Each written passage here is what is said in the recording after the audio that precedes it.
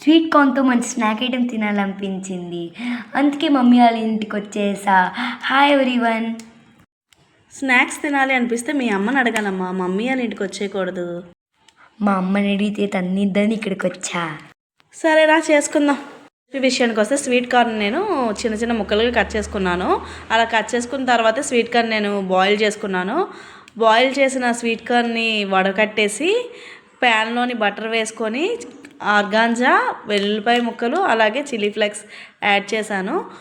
అవి కొంచెం ఫ్రై అయిన తర్వాత సాల్ట్ అండ్ కారం యాడ్ చేశాను. సాల్ట్ కొంచెంగానే యాడ్ చేసుకున్నాను, ఎందుకంటే నేను స్వీట్ కార్న్ బాయిల్ చేసినప్పుడే రాక్ సాల్ట్ ఉంటుంది కదా, అది యాడ్ చేశాను.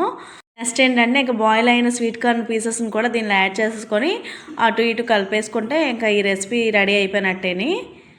చూసారా, ఇలానే మీ మమ్మీల్ని, అదేనండి పిన్నిల్ని సాధించి మంచి మంచి రెసిపీస్ తయారు చేయించుకోండి. మీరు కూడా మీ పిన్నిళ్ళకి టార్చర్ చేస్తారా? నాలాంటి వాళ్ళు ఎంతమంది ఉన్నారో కామెంట్ చేయండి.